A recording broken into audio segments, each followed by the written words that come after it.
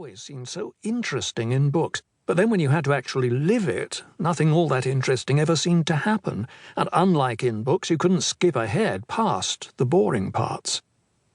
That's probably why, on the night before her 11th birthday, Kate sat down and wrote her Uncle Herbert a letter.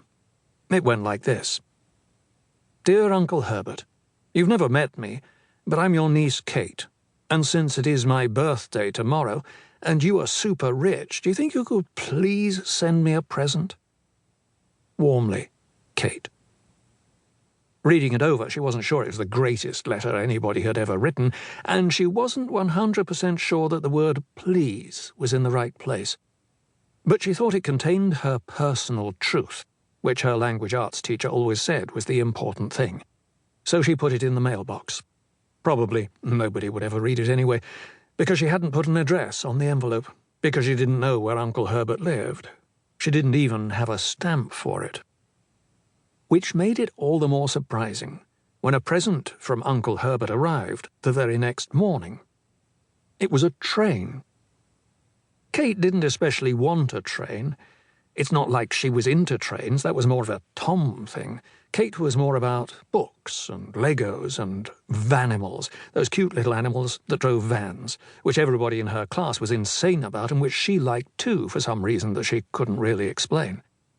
But after all, she hadn't asked for anything specific, and she guessed that her uncle probably didn't have much experience with kids.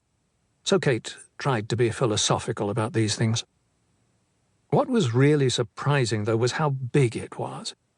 I mean, this thing was really big. Like, too big to send through the mail. It arrived at their house on a specially reinforced, double-wide flatbed truck with 28 wheels. Tom counted. It was giant and black and incredibly complicated. In fact, it didn't look like a toy at all. It looked like an actual, real, life-sized steam train. That, Uncle Herbert explained, was because it was one. Uncle Herbert had come to deliver it personally, in a banana yellow Tesla so insanely sleek and tricked out, it looked like one of Tom's Hot Wheels. He was fat, with thinning brown hair, and a round, mild-mannered face. He looked like a history teacher, or somebody who might take tickets at an amusement park. He wore shiny blue leather shoes and a banana yellow suit that perfectly matched his car. Kate and Tom came running out to stare at the train.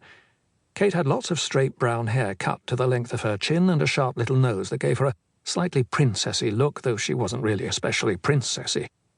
Tom's hair was short and blonde and tufty, like a guinea pig that just woke up, but he had that same nose, which on him looked princely instead. She was so surprised she couldn't think of anything to say. "That is a really big train," was all she came up with. It would have to do.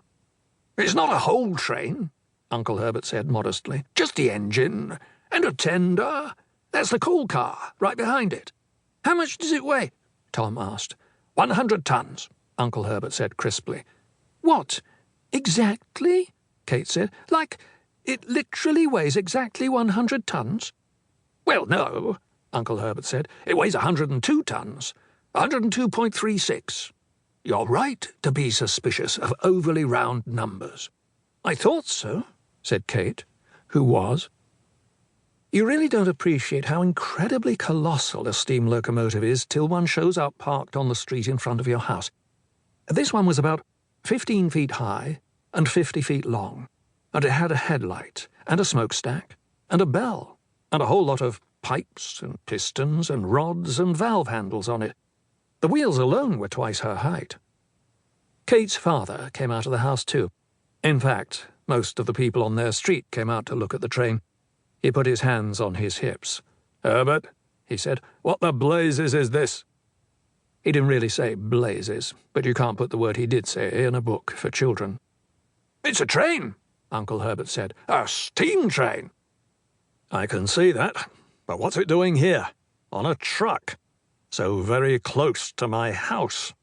"It's a present for Kate. And Tom, I guess, if she wants to share." He turned to Kate and Tom. "Sharing is important." Uncle Herbert definitely didn't have much experience with kids. "Well, it's enough."